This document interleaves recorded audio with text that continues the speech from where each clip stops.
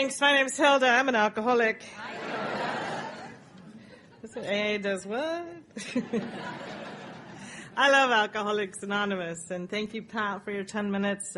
Margaret and the committee for asking me to come up. Janet and Jim for giving us a lift from the airport. And, I live in Los Angeles, and I love it when I come to someplace like Sacramento or, Oklahoma, and they go, ooh, traffic's going to be rough. Yeah. Of course it is. And your one traffic light's off, right?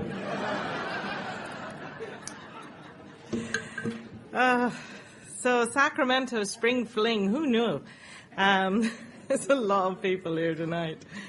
I love Alcoholics Anonymous, I have to say. And with a crowd like this, you're bound to have, possibly, although I don't know, maybe not in Sacramento, but you might have some Texans here tonight.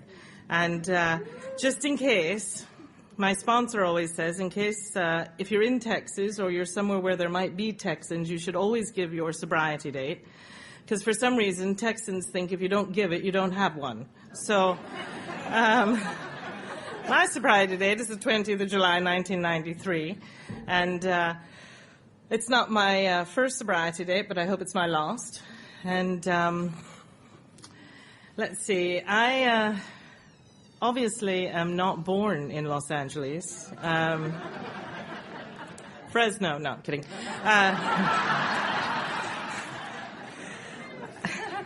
I was born in London, and I grew up in a pub. And no, I really did.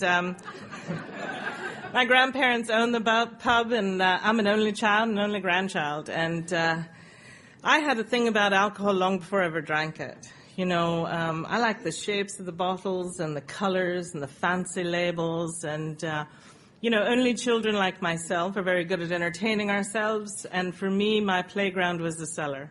And I loved it. I loved it. And I always share this because I can see it today. I'd be down in the cellar and I would line the whiskey bottles up on one side and the vodka bottles up on the other. And I'd have the whiskey bottles chatting to the vodka bottles, and they'd be chatting to me and I'd be chatting to them. And vodka was the good guys and whiskey was the bad guys, And the only sad part about that is it was still happening in my 20s. But I loved it. I loved it long before I ever tasted it. And, my granddad's pub was in the shape of a U, and he had 3 bars in it. And out the back, the kitchen and the long bar, and then there was a little alleyway between the two. And my bedroom was above the kitchen. And the 2 bars in the front were very quiet, and the cocktail bar where people went after work and would have 2 glasses and go home, or the front bar, which is what it was called, because it was in the front. And, you'd find kind of old people in there nursing a brandy all day. And even when I was little, neither of those were attractive to me, but the long bar had life. It had the pool table and the darts tournaments, and the police would get called and the fights would break out. And from my bedroom window, it was like better than telly. It was always something going on, and I loved it, and I would watch it for hours. And in London, they had this thing called lock-in at the time, and after hours, they'd lock all the doors, and the regulars got to stay. And they would turn down the lights, and they'd turn down the jukebox, and from my bedroom window, all you could see was the neon glowing through the optics on the bottles, and it just looked magic. And I snuck down one night, and my granddad flagged me in. And I didn't know how old I was. I just know that my pajamas still had feet in them, And I snuck in, and my granddad put me up in a bar stool, and he gave me a baby sham. And at the time, baby sham came in a little bottle, and I was a little person. And, the logo on the bottle was this cartoon deer that was sort of leaping, and he put it in a little glass, and I'd arrived. And to this day, I cannot, unlike Pat, I can't tell you if I liked the taste or if I got drunk or tipsy, or I have no clue. I just know that night I got to be one of them. I got to be part of, all these people that I've been watching for so long. And, I really think I probably spent the rest of me drinking trying to get that night back, Of course, it never really happened. But, the big book of Alcoholics Anonymous, around page 33, and I'm paraphrasing because I know there's people in here who know the book way better than I do, but around page 33 it says something like, it doesn't matter how often you drink, what you drink, it's what happens when you drink. And that many who are merely potential alcoholics often become the real thing in a relatively short amount of time, particularly true of women. And I am one of those women. By 16 I had an ulcer. At 17 I got done for drunk driving for the first time. At 18 I had a heart attack, and 6 months later I was in my first mental hospital. And that's when drink was working. It all went downhill after that, Over the next 3 years, I was in and out of 5 mental hospitals, and the longest amount of time I was out of a mental hospital in that 3 years was 2 weeks. And in those 2 weeks, I was in my own flat. I had the curtains drawn, no duct tape. The answering machine on, and a fridge full of Asti Spumante, vodka, and Michelob Light. Because I was always watching calories too, But I can tell you that for 2 weeks I did not see or speak to another human being, and I was happy. I have a clear memory of standing in the shower, drinking a cold Mick Light, not knowing if it was day or night, not caring, and thinking it just doesn't get any better than this, But what happened was I got a knock on the door one day, and it was my mom, my shrink, 2 policemen, and 2 nurses. They shot me in the arse with something and put me in a jacket with really long arms. And I came to at the Institute for the Living in Hartford, Connecticut. And I felt like I was on candid camera. I'd been punked or something, because it seemed surreal to me, I found out that I had been committed for a minimum of a year for being a danger to myself and others. I hadn't seen anybody for 2 weeks. I couldn't figure out who the others were, And it really bothered me, But anybody who's been in a place like that knows the people in those places are crazy, Now, I have always known I'm a little bit off, right? I've always known that I'm not really a full ticket. I don't think I've ever been a full ticket. I don't think I'll ever be a full ticket. And quite honestly, I don't believe there is a program in the world that will make me a full ticket. What I do know is that the program of Alcoholics Anonymous has given me the tools that allow me to act as if I'm a full ticket. And I'm running with that today, right? Oh, you're an odd bunch.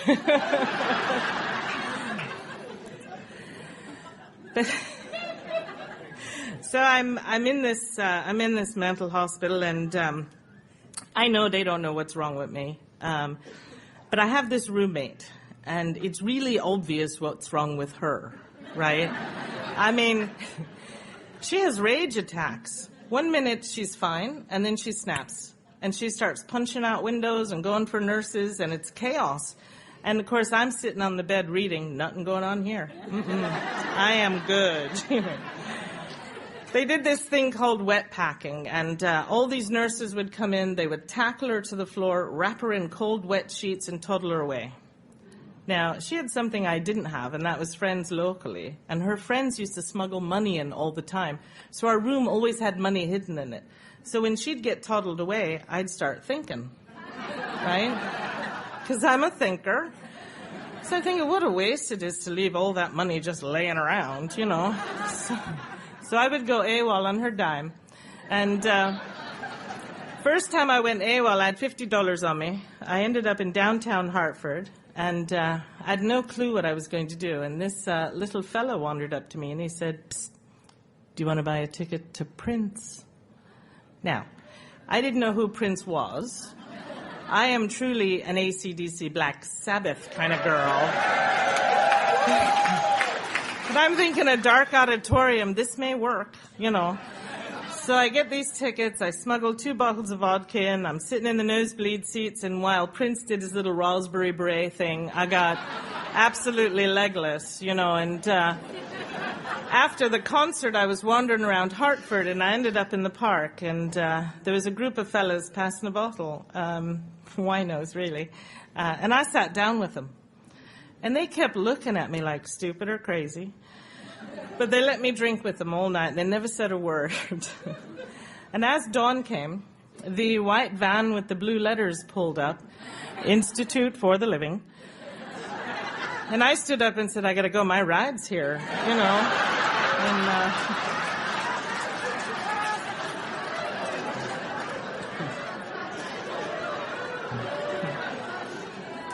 it's a true story. And you know, these fellas just looked at each other like, yep, crazy, right? So I get back to the hospital, and I'd have to build up my little trust points, and anybody who's been institutionalized knows about that. And you know, as time was going on, I was getting tired, and I wasn't going as far when I went AWOL. And one of the last times I went AWOL, I ended up in this pizza joint right around the corner from the hospital. And as I went in, I thought, okay, Hilda, this time we are going to do this like a lady. We're going to do this properly. So I walk in, I order a slice of pizza and 2 pitchers of beer. I sit down in the booth and I start pouring it in the glass because we're going to do this like a lady. But what happened was some of the nurses from my unit came in on their break. So now I'm down in the booth with the pitcher up to my mouth, trying to get as much down me as I can before they see me, you know. Just madness, madness. So my year anniversary was coming up, and I had to go before a board of psychiatrists, and my psychiatrist stood up and said, Hilda will never live in normal society. She is completely incapable. And his recommendation was that I did a minimum of another year. And it took me about 2.5 months to get out, so I did 14.5 months total. And in hindsight, I think he may have had a point. Because I got out. I moved from Hartford to Hamden, which was just down the road. I got a little job, and I met a fella. And this fella turned out to be a coke dealer. And I'd never done coke before. And I had no idea that you could drink longer on coke. Right? All of you people nodding already knew that. I did not. But I tell you what happened. In a relatively short amount of time, I've got this little job at $700 a week. I have a coke habit of $1,500 a week. And when you do the math, it wasn't coming out terribly well. And I was sitting on the counter in my kitchen one day looking out at my flat. I was drinking a case of McLight at the time. And I realized I sold everything, including my curtains, for coke. And I thought, Hilda, if you're hanging out with people who will buy your curtains, we have a problem here. Do you know, I never did coke again. In fact, I'd be in parties and people around me would be doing coke, and my head would go, remember the curtains. Right? Now, I think that's what makes me a real alcoholic, because far worse things happen to me drinking than ever happened to me with coke. And my head never once said, don't drink. What it might say is, don't drink red wine because it makes you cry. You know, stay away from the whiskey because it makes you mean. Or my version of chapter 3, switching from scotch to brandy or Scott to Randy. But it never said don't drink, right? So I'm in Hamden, I get done for drunk driving, drunk and disorderly, indecent exposure, and I think I never should have left England. It was so much better there. And I moved to England, and I'm not in England very long. I get done for drunk driving, drunk and disorderly, indecent exposure, and I think, you know, America was so much better. What was I thinking? Of course, you know, that's my drinking in a nutshell. Everywhere I went, there I was, you know, and I have a long list of arrests for indecent exposure. And I know I don't seem the type now. Maybe a little. But But something happens when you add alcohol to my type of alcoholic. And I know I'm not alone in Alcoholics Anonymous because I've heard a lot of women share. But as soon as you add alcohol to my type of alcoholic, for whatever reason, I just know that you have to see my tits.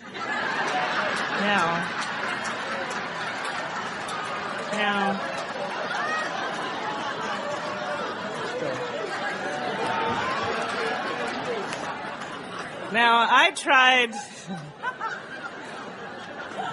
I know Jean's looking at me like, what? It happens.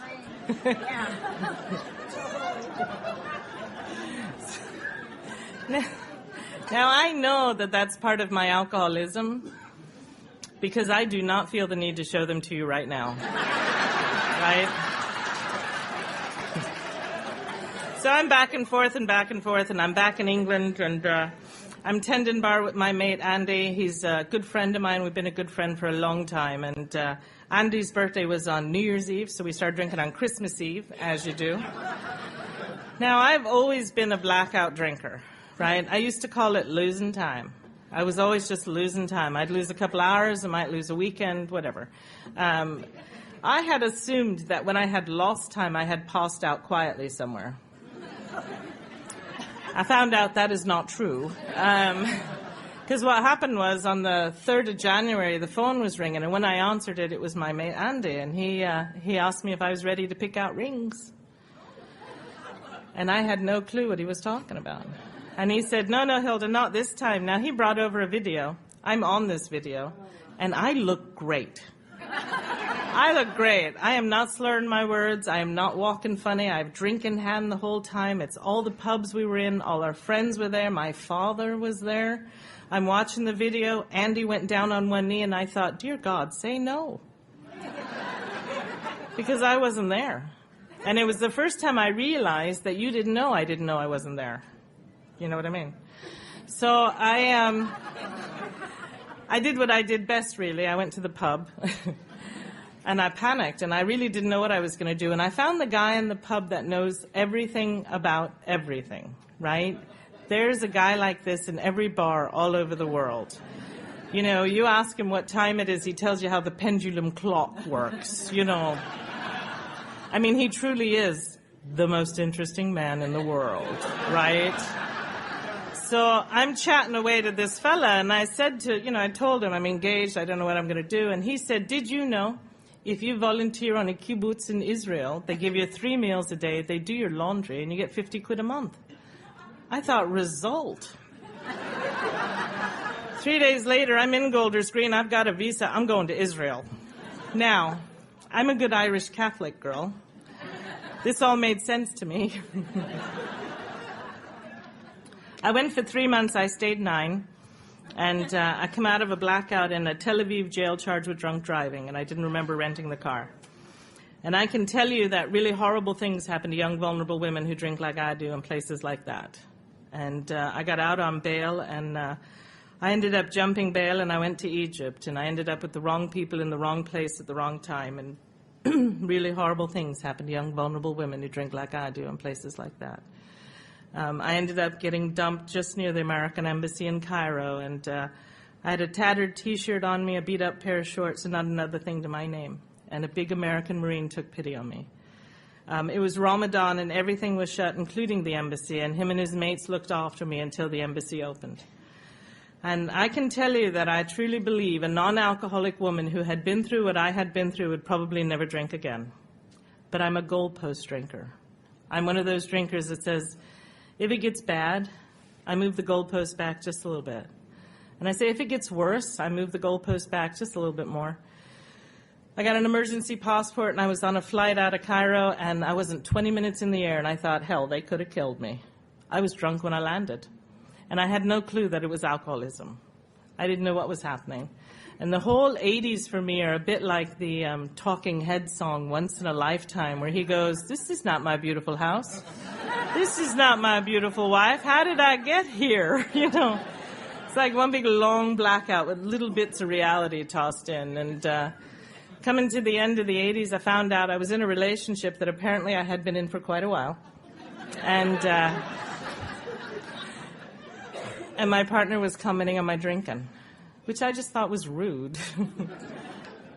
So I moved. I moved to Papillion, Nebraska, and moved in with me mum. And I wasn't with me mum very long, and she started commenting on my drinking.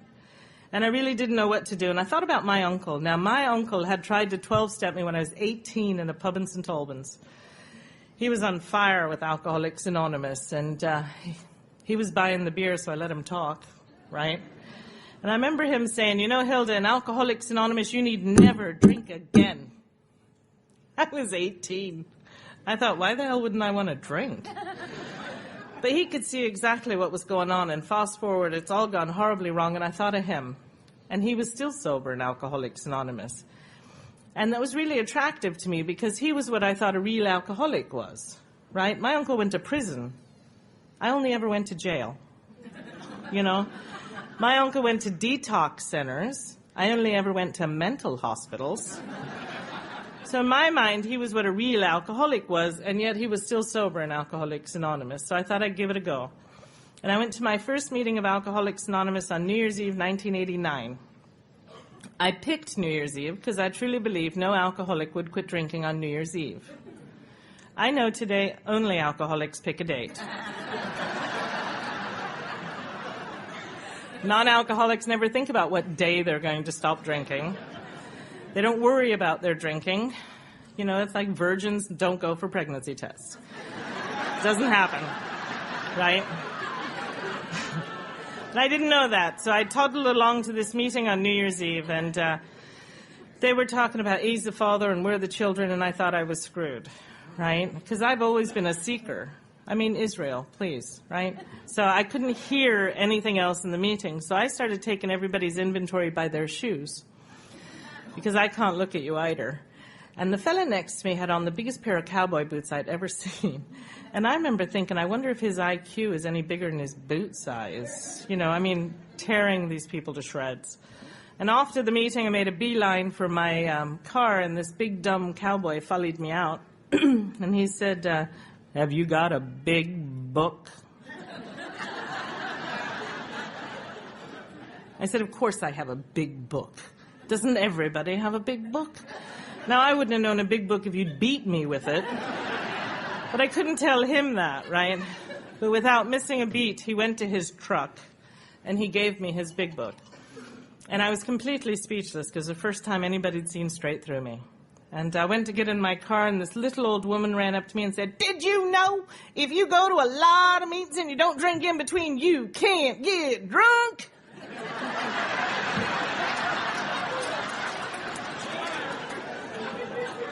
Thank you. So I'm leaving this parking lot thinking these people are freaks, right? But I'll tell you what happened. As I was driving away, that little woman's voice resonated in my head, and I thought, you know what, she may have a point here. If I went to a lot of these meetings and I didn't drink in between, I may stay out of trouble. And that's what was attractive to me. So I spent the next 3 years in Alcoholics Anonymous as a rocket to stardom. And if you have any time in Alcoholics Anonymous at all, you know exactly who I'm talking about. I look good. I sound good. I have memorized chapter 5, not just where it says God could and would. I'm talking about chapter 5. And the reality is I'm coming in late, I'm leaving early. I'd say my name's Hilda, I'm an alcoholic, but the little voice in the back of my head would say, well, my mother thinks so. My uncle thinks so. You know, but I'm getting better jobs, and I'm in dry clean only clothes, I've got nice cars, and I'm really starting to think that the steps are for those of you who are really unwell. And there seem to be a lot of you, right? That really you should be glad I'm here because you need me. You know, arrogance and ignorance is what I suffered from, and I had no clue. No clue. I got a sponsor because people give me a hard time about not having one. You know what they're like, right? So I found the oldest, frailest woman I could find. I figured she wouldn't give me a hard time. I was wrong. But what happened was she tried really hard, and, you know, I had no clue what was going on. And She got really, really ill, and she was dying in hospital, and I went to see her one day, and she said, just remember, Hilda, Alcoholics Anonymous will be here for you when you come back. I hadn't drank yet. Had no clue what she was talking about, but she could see exactly what was going on. And, of course, when she passed away, I pulled away. I went from 7 meetings a week to 5 to 4, 3 a week, 2 a week, 2 a month, because now I'm very busy. And I'm not going to Friday night because the same woman shares the same shite every week, and I'm just not listening to it, right? And I'm not going to Wednesday night because I can't stand the secretary. And now I'm taking AA's inventory. And what happened was I was in Florida. I was on my way to my dream job in Germany, the job I had always wanted. My partner had come back because I wasn't drinking, and we're walking on the beach one day, and she turned to me and said, you know what, Hilda, not only do I not like you, I don't love you drunk or sober. And I thought, are you kidding? 3.5 years I haven't had a drink for you, which was my other problem. So I took my now ex to the airport, and as the plane took off, I walked in the bar. I started with double Jack, because that's how I drink. Started drinking on the Thursday, arrived in Germany on the Sunday, started my new job on the Monday, got done for drunk driving on the Friday, and woke up in a wet bed next to my new boss on Saturday morning. That's my drinking. Glamour drinking. I drank like that for 9 months. You know, I've heard people stand at podiums and say, if you want to pick up where you left off, pick up a drink tomorrow. Absolutely not my experience. When I started drinking after not drinking, my drinking was 10 times worse and more. My blackouts were longer. The people I woke up next to were uglier. Beds were wetter.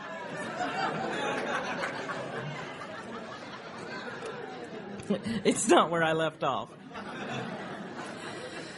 On the morning after what I hope is my last night before I woke up in my own bed, which had become a bonus, the bed was wet and I was still dressed from work, and all of this is very normal for me now.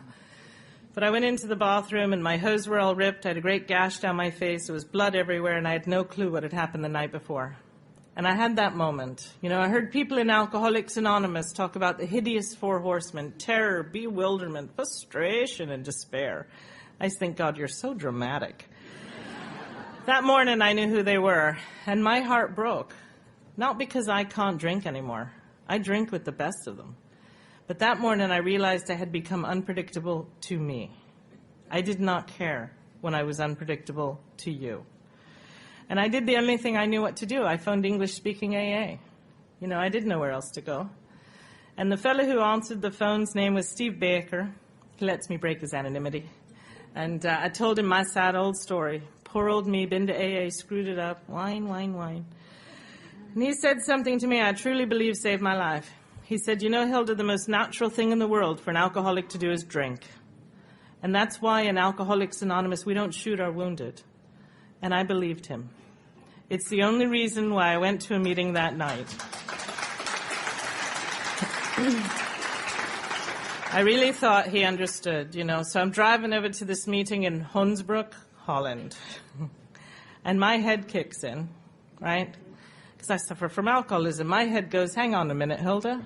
We don't want anybody to think you're new, right? I don't want anybody to think I don't know what's going on in here. I mean, I memorized chapter 5. So I'm thinking about the meetings in Florida and California, you know, big meetings. And I thought what I would do is I would come in and sit in the back, get a little bit of time, and then tell you what happened, right? I walked into this meeting in Hunsbroek, Holland. There were 7 people in the room for an hour and a half. And nobody was letting me pass. You know, it's not hard to see who the newcomer is, right? They're all shiny and new. I'm all bloated and beaten up. I look like a vision for you, you know, and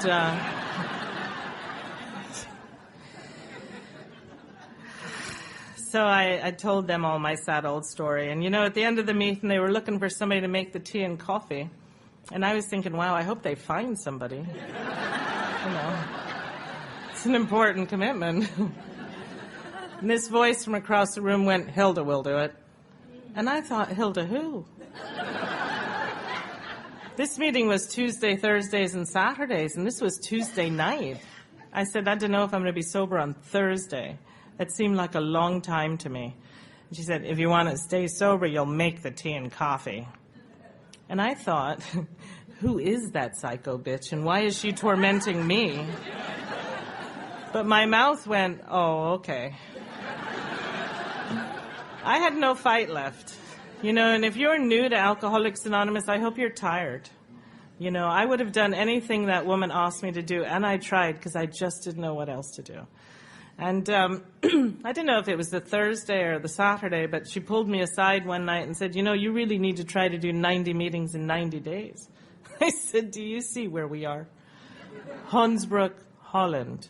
It is nowhere. Hang a left. She goes, oh, I know where we are, Hilda, but they have a meeting in Dusseldorf on Friday night and Kaiserslautern on Wednesday and Dahan on Monday. I was like, I said, I'm not driving all over God's acre for a meeting of Alcoholics Anonymous. Not happening. She goes, how far did you drive for a drink?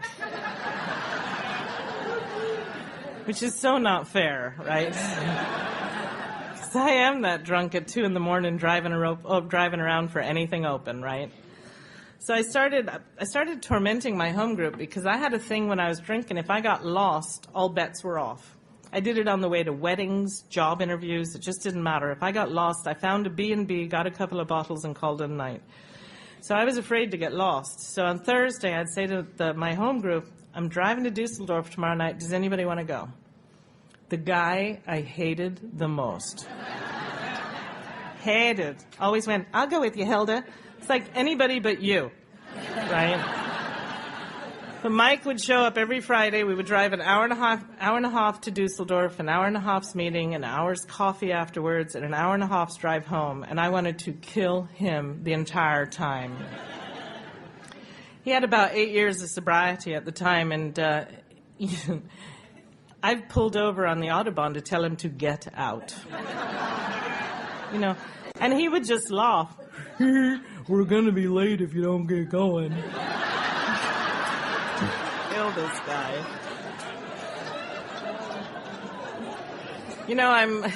I'm so grateful for where I got sober because I learned principles before personalities. You have to when you hate your home group, They're all you've got, But I'm very lucky, and I was reminded of this the other day. I'm really lucky for the home group that I got sober in because they were active in Alcoholics Anonymous. They were very active and passionate about Alcoholics Anonymous.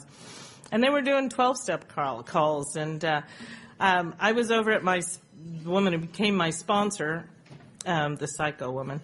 And I was over at her house one night, and her husband and one of his sponsees got a 12-step call, and they were all excited, and they went out to do this 12-step call, and I didn't have a clue what they were talking about. And they came back a few hours later, and my sponsor said to her husband, where's the new guy? And he said, oh, you're never going to believe what happened. We went out to do this 12-step, and we got there, and there were lights on in the house, but he wouldn't answer the door, so we broke in, and we were looking for him, and there was nobody there, so we were leaving, and the guy sitting on the porch across the street said to us, who you looking for? And that's the guy we were supposed to be 12-stepping. Of course, he'd just seen them break into a house. And they said, oh, glad we found you. Do you want to go to a meeting with us? And he was like, oh, no. What I loved about that is that they didn't take life seriously, but they took alcoholism seriously, and they knew they could go back and make amends for the guy whose house they broke into. But, I love that, and that's the enthusiasm I got sober in. And, I was reading something in the book one night, and I didn't even know what it was. I thought the book was terribly written and really poor. Whatever. I was reading it, and it said something about telling somebody something immediately, right? So I called this woman who'd been tormenting me up, and I said, Sandy, I think I need a sponsor. And she said, yeah. I said, well, would you sponsor me? And she said, I have been, but thanks for making it official. Click. And that's how I got my sponsor, and I have to tell you, she was good as gold and the patience of a saint. I was in her kitchen one day reading through the book with her, And I said to her, I know what it says, Sandy, but do you know what they mean? And before I could enlighten her, her book came across the room and just missed me. And I said, geez, Sandy, what you doing? She said, no. When you read the big book of Alcoholics Anonymous, you read the black bits. There is nothing in between the lines. What they say is what they mean. And, of course, I'm a mumbler, right? I'm like, I don't know. I think it might be a little deeper than that, you know. I don't know how she didn't beat me to death, you know. But she was really good as gold, and she dragged me through the steps of Alcoholics Anonymous. And, you know, I was in her living room one day, and I said, you know, Sandy, it's really a waste of your time and mine, because I always drink. I always do. I'm going to drink. I always drink. And she said, well, if you're always going to drink, how about we just don't drink tonight? You know. And she said, you know, if you truly take on steps 6 and 7, if you truly incorporate them in your life, and you change, you never have the excuse of I've always been and I'm always going to be. And she gave me hope that night, you know. And I went over to Sandy's one day after work. They were promoting me. They were sending me to Belgium. Belgium. I just thought it was a place on the news. I didn't think people really lived there, you know. So I went over to Sandy's and I said, they're promoting me, Sandy. I'm going to Belgium. And she said, what's the problem, Hilda? And I said, well, I'm only 9 months sober. I'm not supposed to have any major changes in the first year. And she said, I'm really sorry, your company didn't get the memo. Pack your bags. So I moved to Belgium, and I was miserable, and I tried duvet therapy. I'm sure nobody's here has ever done that. You know, you get home from work, get under the duvet, get up the next day, and hope it all changes. It doesn't work, but I didn't drink. And I finally gave in, and I called Sandy, and I told her what was going on. And she told me to blow the dust off my big book and get my happy little arse 20 minutes up the road to the Brussels meeting. And when I got there, she wanted me to share honestly, and I was like, whatever. So I drive up to Brussels, and I go to this meeting, and when I get there, you know, they have almost no literature, and their coffee is like sludge. And when I shared, I told them so. And afterwards, they gave me the literature commitment, and they took me to coffee, and I learned about putting my hand out again, you know, and I got offered a job in London, and I did it all different. You know, I went over every weekend. I had a home group waiting for me when I got there. I had a service commitment waiting for me when I moved. People in AA in London helped me find a flat, and things went really smooth, and I didn't have to do duvet therapy. And I started to realize, I should say, what you meant when you said to do something different for a different result. I had heard you say that, but I had never tried it. And, you know, my sobriety hasn't really been textbook sobriety, but it has worked for me. I was about 2.5 years sober, and I was at a convention in Ireland, and I heard this speaker say, you can do absolutely anything in Alcoholics Anonymous if you're willing to do the work and pay the price. And I thought, okay. So I went back to London, I quit my job, I went on the dole, and I started applying to universities.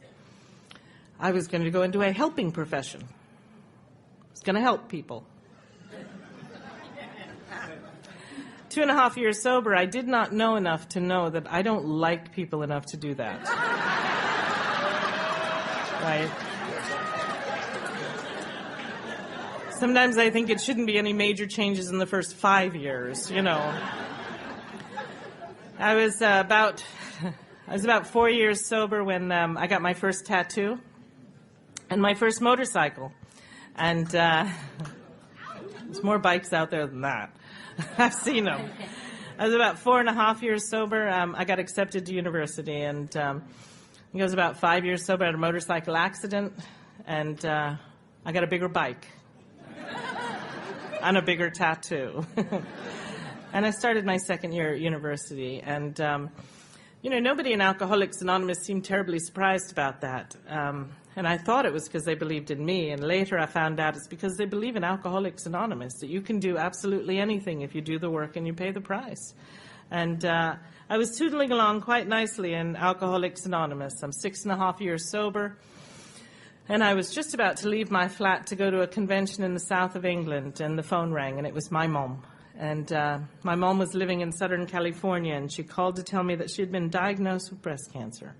And she asked if I would fly out to California in a couple of months when she had these big operations, and I said I would. And I went on to the convention that night, and I was standing in line for registration, and a fellow who'd known me since I got sober pulled me aside, and he said, "Would you share at the midnight meeting tonight?" And I said, "I really don't think so."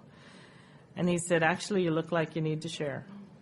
And what I didn't realize was that my outsides were starting to match my insides, and he could see that. And he said, "You know, Hilda, there'll be nobody there. It's the midnight meeting. The old-timers meeting is going on at the same time. It'll be fine." And I was like, fine, I'll be there. So I go to this meeting. There's 250 people in the room. At 6.5 years sober, it was the first time I'd ever cried in Alcoholics Anonymous. I had never cried. And in fact, when you cried, I used to tap your knee, sorry. I had no frame of reference. And I cried when I shared about my mom. And something happened to me that night because a fellow I barely knew stood up in the back of the room and offered me a flight to Los Angeles if I couldn't afford it. The fellowship of Alcoholics Anonymous touched me that night. It's the first time I realized that I was part of something bigger than a meeting, that I was part of a fellowship, and that I was in the middle of the bed.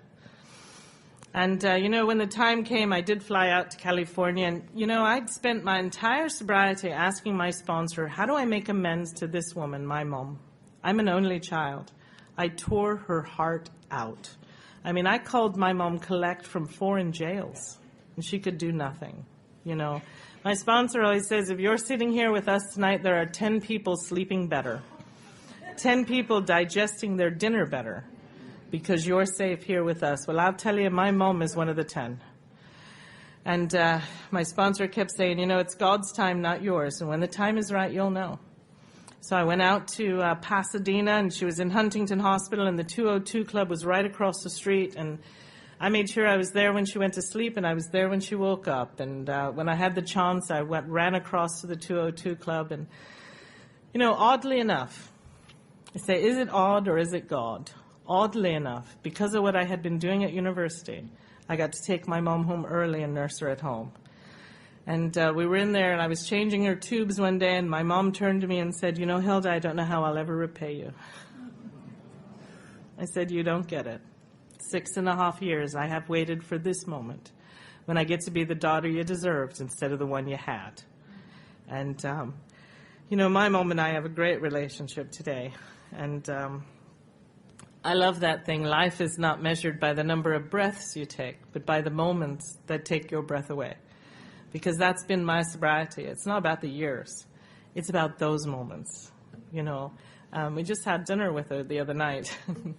And, she's in remission and she's doing well. And, for her 60th birthday, which is a good few years ago now, she wanted to go home to Ireland.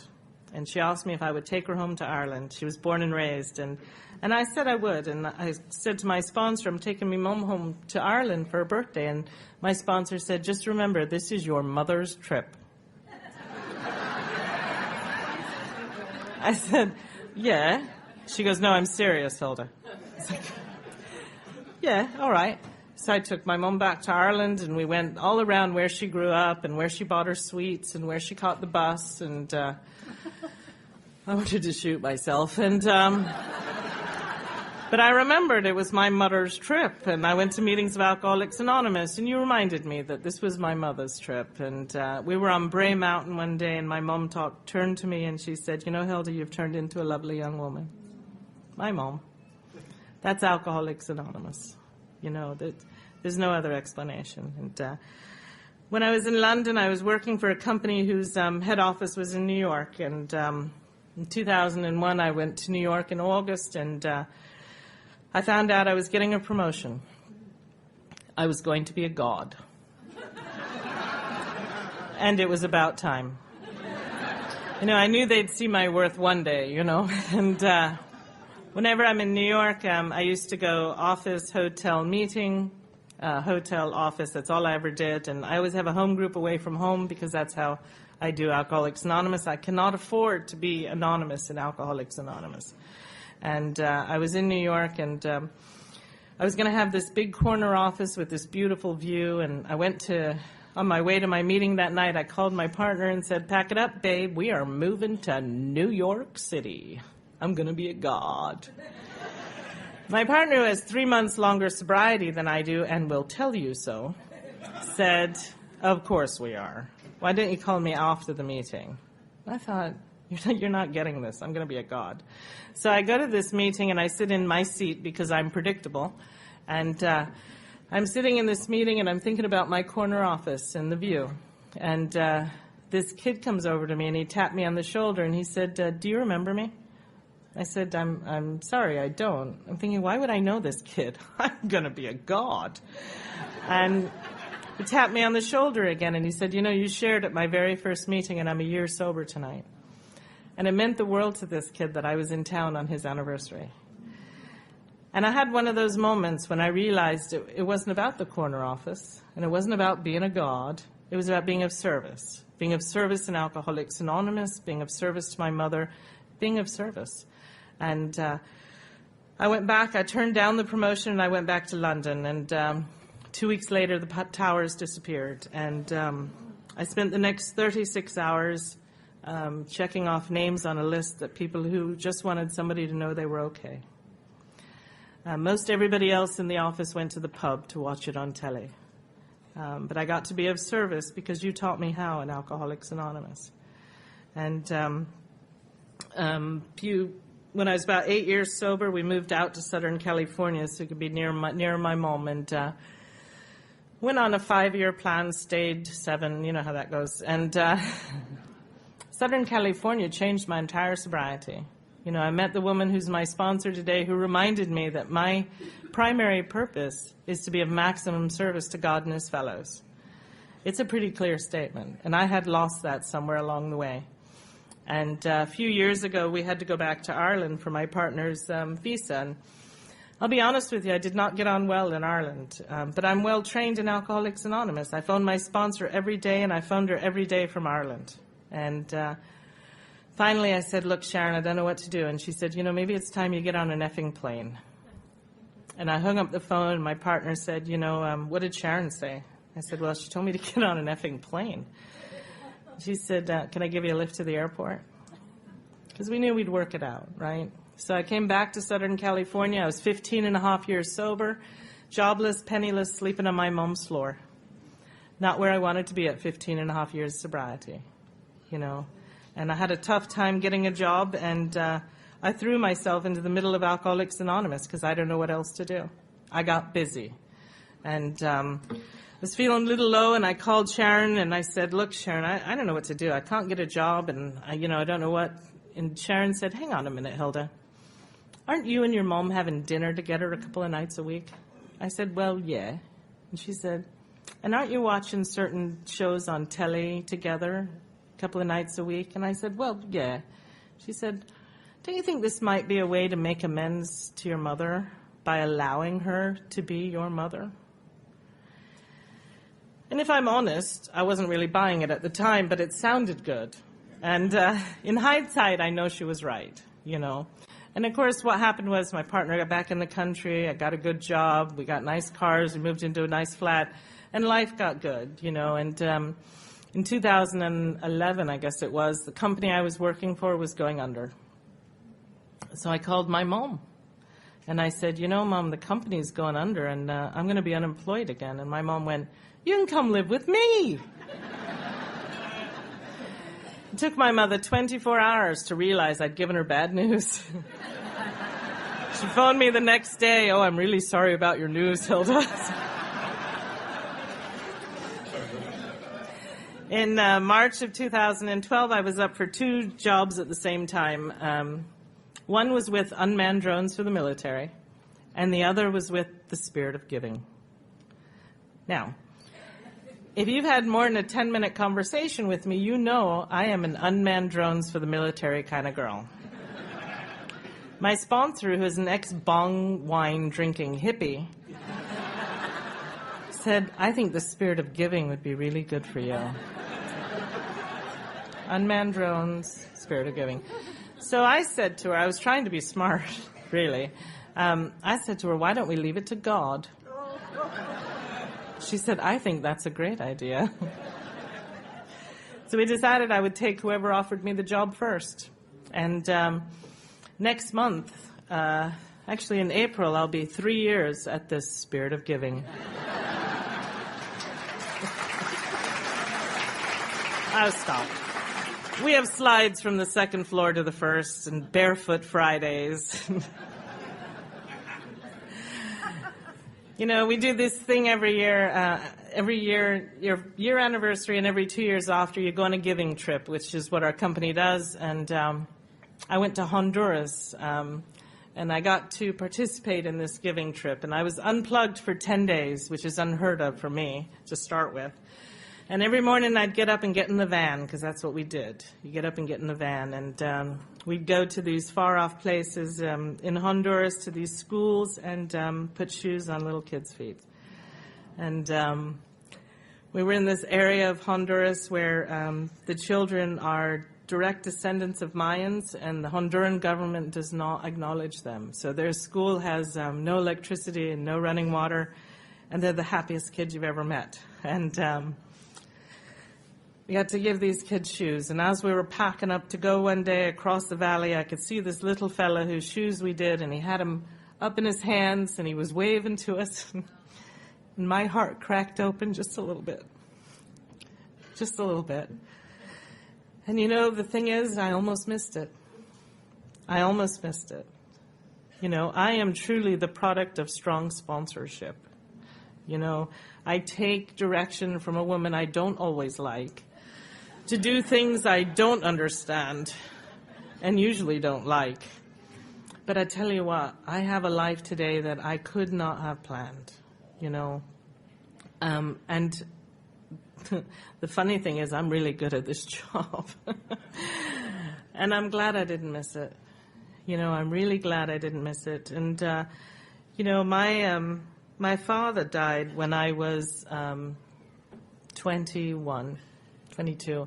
And my dad only ever wanted the best for me, but my dad knew exactly what and who I was. You know, he was under no illusions, my father. I was in Connecticut when I was working. He came out on a Christmas holiday once, and I was at the Christmas party, and my boss had to call him to come get me.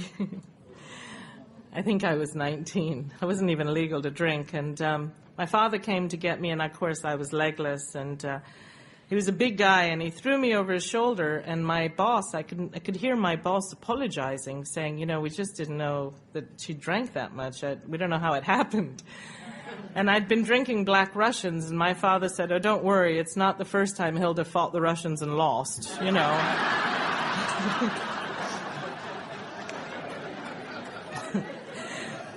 And that was my dad. My father's buried in Arlington National Cemetery, and I was so drunk when we buried him, and I had no clue how important it was or what it was all about, really.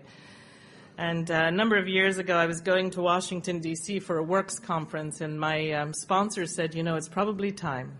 It's probably time you go see your dad and make it right. Now, when he passed away, they had given me this like a certificate thing to get through the gates of Arlington. Now, I've moved all over the world drunk and sober. And when we were going to Washington, D.C., and we knew we were going to Arlington, I was able to put my hand right on it. And I don't know how things like that happen, but so we rented a car and we went, and as we drove into Arlington National Cemetery, the guards at the gates came to attention and saluted.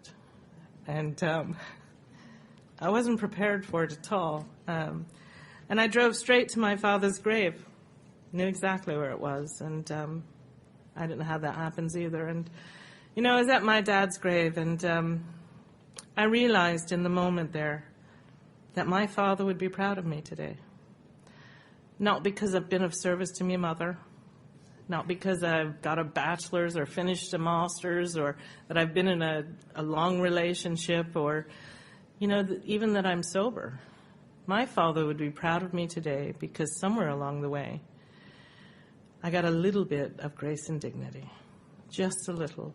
I have a long way to go, but the women in Alcoholics Anonymous have really taught me how to be a lady. You know, when I came to Alcoholics Anonymous, I came to a lying bedwetting whore.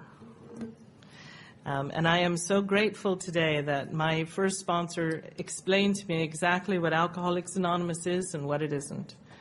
You know, she pulled me aside one day and she said, remember, Hilda, Alcoholics Anonymous is not high school. It is not about being liked. It's not about being popular. It's not about getting a job or losing a job or getting married or getting divorced or getting married or getting divorced or getting married or getting divorced. Or it's not about starting smoking or stopping smoking. It's not about stopping swearing. It's not about any of those things. Alcoholics Anonymous is about staying sober and helping somebody else do the same. That's it. And if you keep it that simple, you'll have a chance of staying sober in Alcoholics Anonymous. And I am so grateful for that. Because I hear people say sometimes, you know, get a buddy. When I was new in Alcoholics Anonymous, nobody wanted to be my buddy. Nobody wanted to no. Nobody has to like you to stay sober in Alcoholics Anonymous. You just get to keep showing up, you know. And I love Alcoholics Anonymous for that. You know, I have the privilege of sponsoring women today, and you know, I sponsor women exactly the way my sponsor sponsors me. You know, I never ask them to do more than I'm doing, and my sponsor sets the bar pretty high. You know, but I am so grateful to Alcoholics Anonymous. From a lying bedwetting whore to a good friend, a loving and monogamous partner, and a true daughter to my mother, I thank you.